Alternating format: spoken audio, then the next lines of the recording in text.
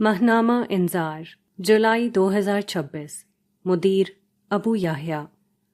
مستقل مزاجی نہ بھٹکنے کا نام نہیں، یہ بھٹک جانے کے بعد ہر بار منزل کی طرف لوٹ آنے کا نام ہے۔ Solar system. پاکستان میں پچھلی دہائی کے آغاز کے ساتھ بجلی کے ایک خوفناک بحران نے جنم لیا تھا، جس کے نتیجے میں 2013 میں آنے والی حکومت نے ایک طرف بجلی کے بڑے منصوبے لگائے اور دوسری طرف سولر سے بجلی کی پیداوار کی حوصلہ افزائی شروع کی۔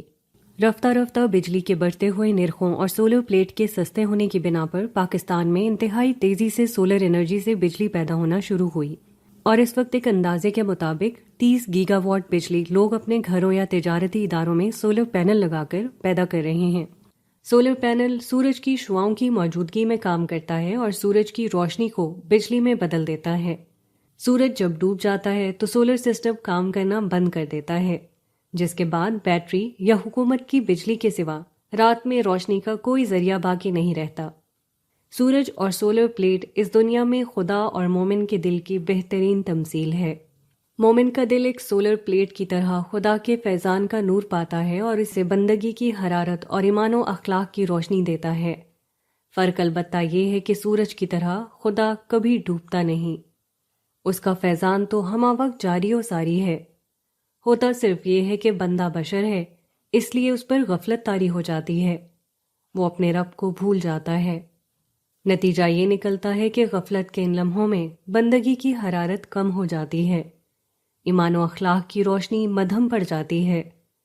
یہ غفلت مستقل ہو جائے تو زندگی میں اندھیروں کے سوا کچھ نہیں بچتا۔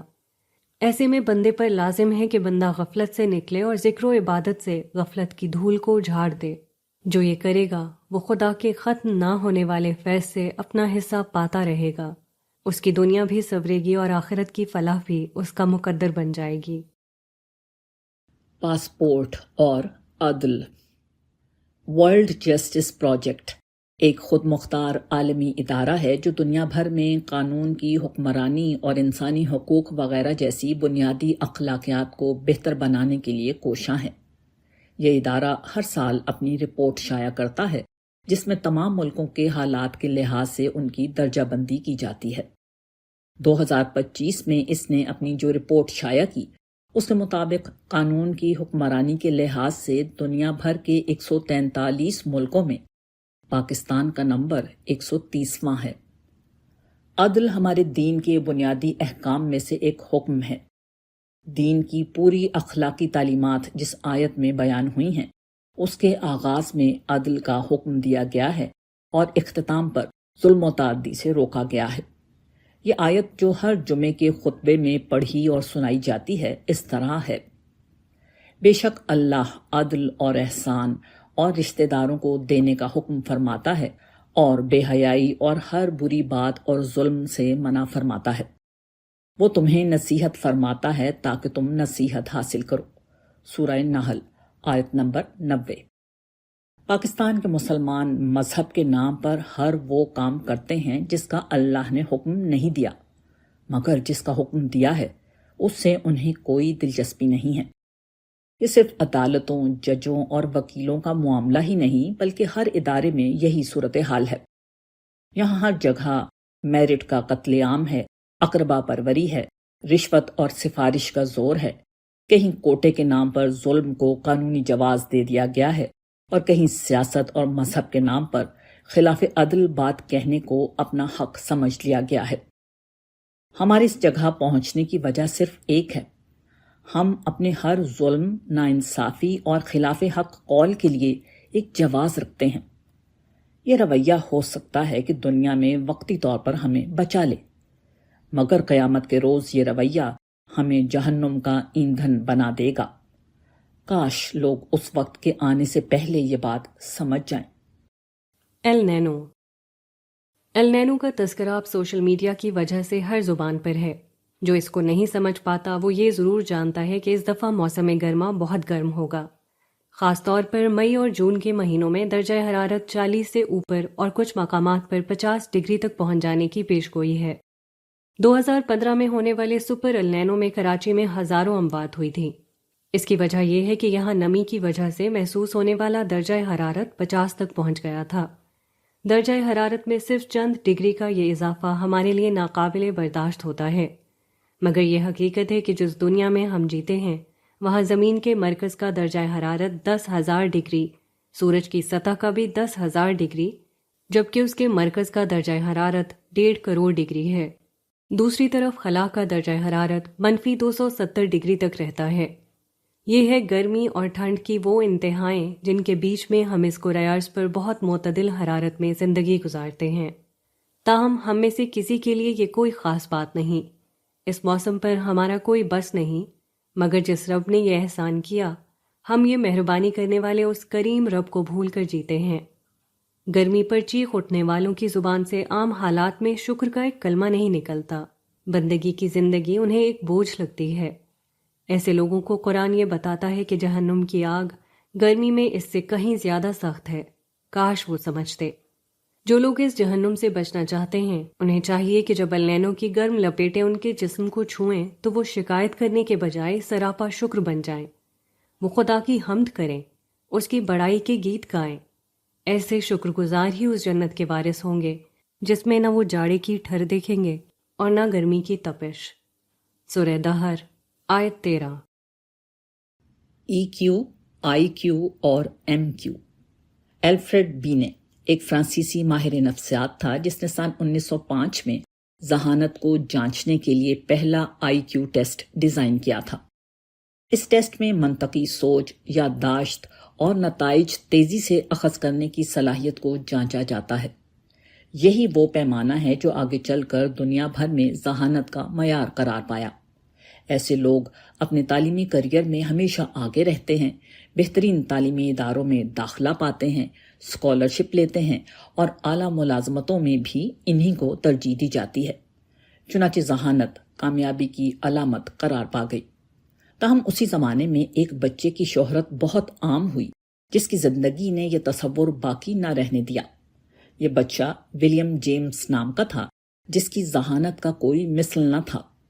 اس نے 1.5 سال کی عمر میں اخبار پڑھنا شروع کر دیا۔ 3 سال کی عمر میں اپنی مادری زبان انگریزی کے ساتھ لاطینی زبان سیکھ لی۔ 6 سال میں ایڈوانس میتھ میں مہارت حاصل کر لی۔ 8 سال کی عمر تک 8 زبانوں پر عبور حاصل کر لیا۔ 11 سال میں ہارورڈ یونیورسٹی میں داخلہ لے لیا اور 12 سال کی عمر میں وہاں لیکچر دینے لگا۔ تاہم عملی زندگی میں ولیم جیمز، جس کا آئی کیو 250 سے 300 سمجھا جاتا ہے، ایک اوسط سے کمتر زندگی گزار کر دنیا سے رخصت ہوا۔ اس کے نام کے ساتھ کوئی غیر معمولی کارنامہ موجود نہیں، نہ عملی زندگی میں وہ کوئی بہت کامیاب انسان تھا۔ وہ 46 سال کی عمر میں فالج سے انتقال کر گیا۔ یہیں سے ماہرین نفسیات نے عملی زندگی میں کامیاب اور ناکام لوگوں کی صلاحیتوں کا دوبارہ جائزہ لینا شروع کیا تو رفتہ رفتہ یہ حقیقت سامنے آئی کہ آئی کیو سے کہیں بڑھ کر کچھ اور صفات ہیں جو انسان کو عملی زندگی میں کامیاب بناتی ہیں۔ 90 کی دہائی تک اس تصور کو ماہرین نفسیات نے ای کیو کے عنوان سے پیش کرنا شروع کر دیا تھا، جسے ڈینیل گولمین نے اپنی شہرۂ آفاق کتاب emotional intelligence why it can matter more than I Q میں بیان کر کے دنیا بھر میں مقبول بنا دیا۔ اس اصطلاح کا مطلب یہ تھا کہ انسان کو اپنے جذبات کو قابو رکھ کر ان کا اظہار کرنے کا سلیقہ آتا ہو۔ ایسے ہی لوگ دنیا میں زیادہ کامیاب ہوتے ہیں۔ اس کے ساتھ ماہرین نفسیات نے ایک اور تصور بھی پیش کیا تھا جو در حقیقت ای کیو سے بھی زیادہ بڑی صلاحیت تھی۔ اسے میٹا کوگنیشن کا نام دیا گیا۔ ہم سہولت کے لیے اسے ایم کیو کہہ دیتے ہیں۔ اس کا مطلب یہ ہے کہ اپنی سوچ کے بارے میں متنبع رہنا ہے کہ ہم کیا سوچتے ہیں۔ تاہم ایسا کرنا آسان نہیں ہے۔ اس کی وجہ یہ ہے کہ ہماری سوچ عام طور پر اندرونی اور بیرونی احساسات کے نتیجے میں پیدا ہوتی ہے اور پھر ہمیں اس طرح اپنا اسیر کرتی ہے کہ ہم اس پر متنبع رہنے کا کوئی موقع نہیں پاتے۔ یہ احساسات اپنی نوعیت کے لحاظ سے 3 اقسام کے ہوتے ہیں۔ پہلی قسم کے احساسات ہمیں روزمرہ کی ضروریات، گھریلو اور دفتری معمولات وغیرہ کو سر انجام دینے پر آمادہ کرتے ہیں۔ انہیں پورا کرنے کے لیے جو سوچ وجود میں آتی ہے اسے ہم روٹین کی سوچ کہہ سکتے ہیں، کیونکہ اس میں سوچ کا مقصد معمول کے امور کی انجام دہی ہوتا ہے۔ بولنا، کھانا بنانا، ڈرائیونگ کرنا اس کی عام مثالیں ہیں۔ دوسرے احساسات پسندیدگی کے ہیں۔ یہ احساسات پیدا ہوتے ہیں تو ہماری سوچ ان عوامل سے ہمیشہ متاثر رہتی ہے جو انہیں پیدا کرتے ہیں۔ اسے انفلوئنسڈ سوچ کہہ سکتے ہیں۔ تیسرے احساسات ناگواری کے ہیں جو ہمارے اندر رد عمل کی سوچ پیدا کرتے ہیں۔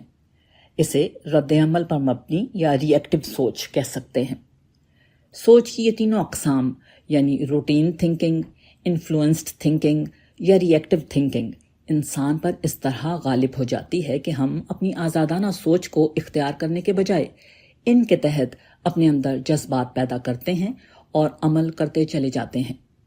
ہمارا ہر عمل اور رویہ ہماری سوچ کے انہی 3 دھاروں سے پھوٹتا ہے اور رفتہ رفتہ پوری شخصیت کی تشکیل کر دیتا ہے۔ جس وقت ہم سوچ کے ان 3 دھاروں کے بارے میں متنبع ہو جاتے ہیں تو ہر عمل سے پہلے یہ سوچنے کے قابل ہو جاتے ہیں کہ ہم ان 3 میں سے کس سوچ کے زیر اثر عمل کر رہے ہیں۔ پھر اثر اور رد عمل کے درست یا غلط ہونے یا معمول کے کام کے بہتر ہونے یا نہ ہونے کا اندازہ کر سکتے ہیں۔ یہی چیز MQ یا میٹا کوگنیشن کو جنم دیتی ہے۔ یہ کام نہ کیا جائے تو انسان بار بار غلطیاں کرتا ہے، تعلقات اور معاملات خراب کرتا رہتا ہے، لیکن یہ کام کر لیا جائے تو زندگی ہر پہلو سے بہتر ہوتی چلی جاتی ہے۔ اس پہلو سے MQ انسان کی سب سے بڑی خصوصیت ہے جس میں وہ اپنی سوچ کا رخ موڑ کر زندگی کو بہتری کی طرف لے جا سکتا ہے۔ یہ کامیاب ہی نہیں بلکہ بہتر زندگی کا بھی سب سے بڑا ذریعہ ہے۔ MQ کی یہ صلاحیت قرآن کریم کی اصطلاح میں انابت کہلاتی ہے۔ انابت کا لفظی مفہوم لوٹنا اور رجوع کرنا ہے۔ عملی طور پر اس کا مطلب خدا کی طرف متوجہ ہو کر یہ سمجھنا ہوتا ہے کہ خدا ہر موقع پر انسان سے کیا چاہتا ہے۔ نعمت پر شکر، مصیبت پر صبر، خواہش اور جذبات کے غلبے پر تقوی، اندیشوں پر توکل، مصروفیت میں ذکر، غلطی پر توبہ، بندوں اور خالق کے معاملے میں اخلاقی اور شرعی حدود کی پابندی، یہی خدائی مطالبات ہیں اور انہی کو ذہن میں رکھنا انابت ہے۔ جسے انابت آ گئی اس نے بندگی کی زندگی کو پا لیا، اس نے جنت کا راستہ پا لیا۔ انابت دنیا کی کامیابی ہے، انابت آخرت کی کامیابی ہے۔ سوال و جواب، خوابوں کے بارے میں دینی رہنمائی۔ سوال: السلام علیکم، جب ہم خواب میں مرحوم والدین کو دیکھتے ہیں تو کیا وہی ہمیں نظر آتے ہیں؟ اگر ان سے کوئی ایسی بات معلوم ہو جو ہونے والی ہو تو اس کا کیا مطلب ہوگا؟ ہم اس کی کیا تعبیر لیں؟ عائشہ کلیم۔ جواب: وعلیکم السلام ورحمۃ اللہ وبرکاتہ۔ عزیز بہن، سوتے ہوئے خواب دیکھنا انسانی ذہن کا وہی مظہر ہے جو جاگتی ہوئی حالت میں خیال کی شکل میں ظاہر ہوتا ہے۔ فرق یہ ہے کہ خواب نیند کی حالت میں دیکھا جاتا ہے جبکہ باقی دنیا سے رابطہ منقطع ہو چکا ہوتا ہے۔ البتہ جاگتے ہوئے ہمارا خیال ہمہ وقت ارد گرد کی چیزوں اور واقعات کی طرف رہتا ہے، اس لیے زیادہ تر خیالات انہی کے حوالے سے وجود میں آتے ہیں۔ لیکن کسی وقت اگر فارغ ہو کر اور آنکھیں بند کر کے لیٹ جائیں تو خیالات کی ایک رو ہے جو ذہن میں بہنا شروع ہو جاتی ہے۔ اس میں ماضی قریب کے معاملات کا خیال بھی ذہن میں آ جاتا ہے اور بہت پرانی یادیں بھی نہ جانے کہاں سے دماغ میں آ جاتی ہیں۔ یہ معاملہ ایک طرف سے شروع ہوتا ہے اور کہاں سے کہاں پہنچ جاتا ہے۔ یہی ہمارے بیشتر خیالات کی نوعیت ہوتی ہے۔ اس کے ساتھ غور کیجئے تو خیالات کے معاملے میں 2 چیزیں اور ہوتی ہیں۔ ایک یہ کہ شیاطین کی وسوسہ انگیزی سے کچھ برے خیالات ذہن میں آ جاتے ہیں، اسی طرح فرشتوں کی طرف سے ڈالے گئے اچھے خیالات اور تصورات بھی ذہن میں آ جاتے ہیں۔ بعض لوگوں کو غیر معمولی اور انقلابی آئیڈیاز ذہن میں اچانک بغیر کسی پس منظر کے آ جاتے ہیں۔ کم و بیش یہی عمل سوتے ہوئے خواب کی حالت میں بھی ہوتا ہے، صرف اس فرق کے ساتھ کہ جاگتے ہوئے جو چیز خیال محسوس ہوتی ہے، خواب کی حالت میں وہ ایک حقیقی منظر بن کر سامنے آ جاتی ہے جس کا ہم حصہ ہوتے ہیں، اور اس لمحے ہمیں لگتا ہے کہ یہ واقعہ ہمارے ساتھ پیش آ رہا ہے۔ یوں خواب کا اثر خیال سے کہیں زیادہ ہوتا ہے، گرچہ دونوں میں اپنی نوعیت کے لحاظ سے زیادہ فرق نہیں۔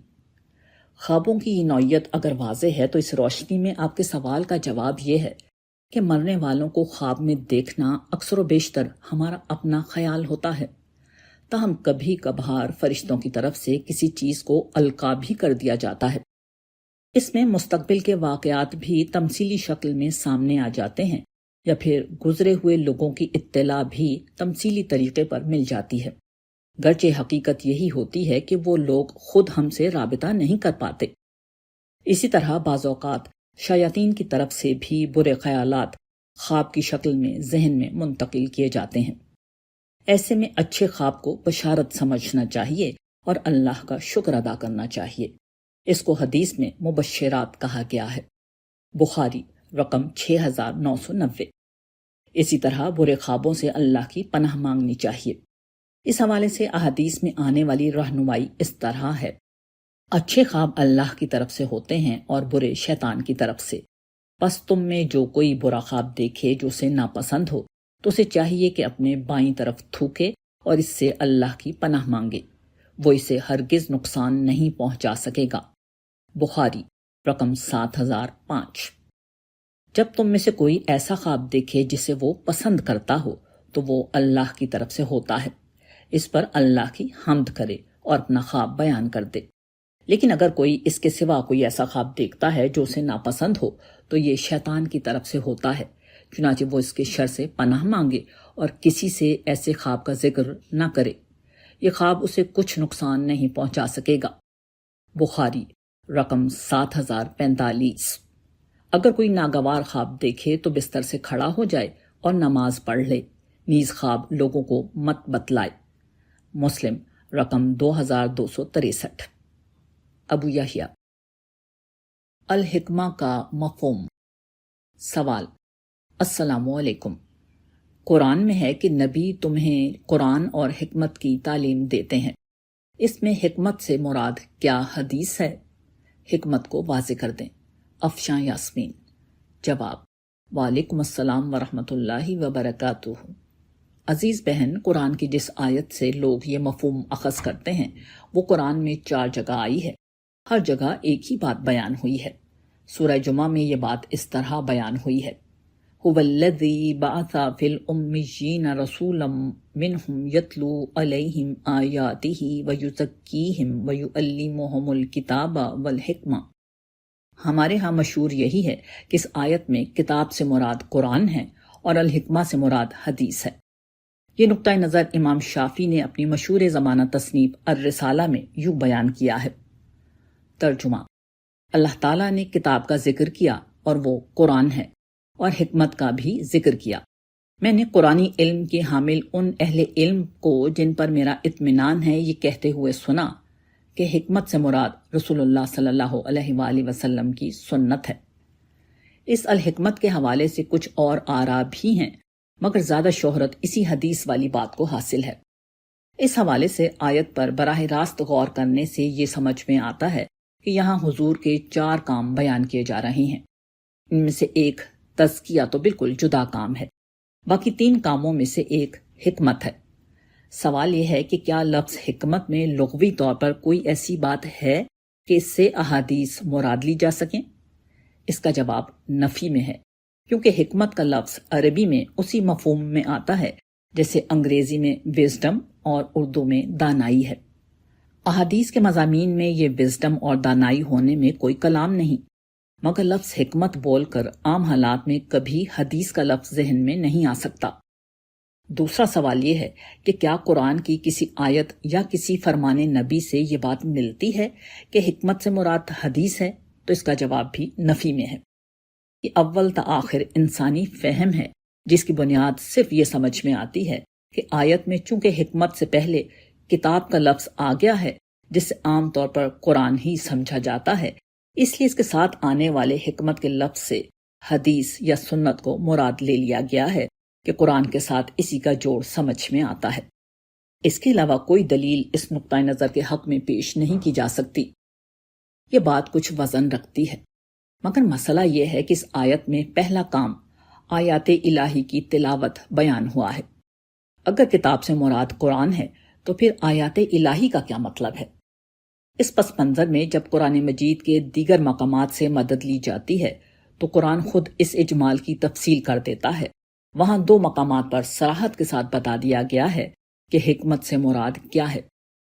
ارشاد باری تعالیٰ ہے، ہم نے لقمان کو یہ حکمت عطا کی تھی کہ اللہ کا شکر ادا کرو، اور جو شکر کرے گا تو وہ اپنے ہی لیے شکر کرے گا، اور جو ناشکری کرے گا تو اللہ کو اس کی کچھ پرواہ نہیں، اس لیے کہ اللہ بے نیاز ہے، وہ اپنی ذات میں ستودہ صفات ہے۔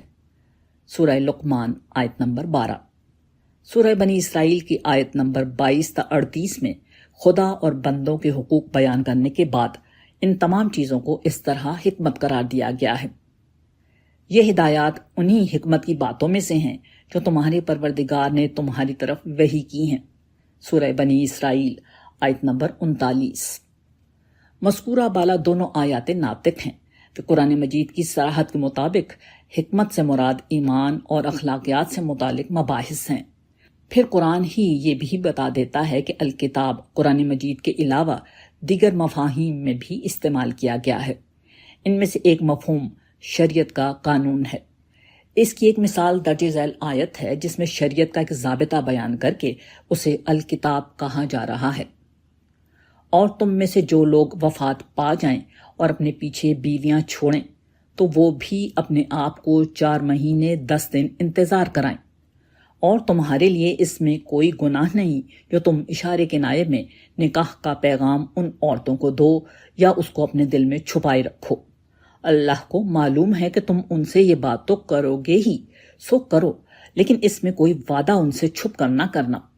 ہاں، دستور کے مطابق کوئی بات البتہ کہہ سکتے ہو، اور نکاح کی گرہ اس وقت تک نہ باندھو جب تک الکتاب یعنی قانون اپنی مدت پوری نہ کر لے۔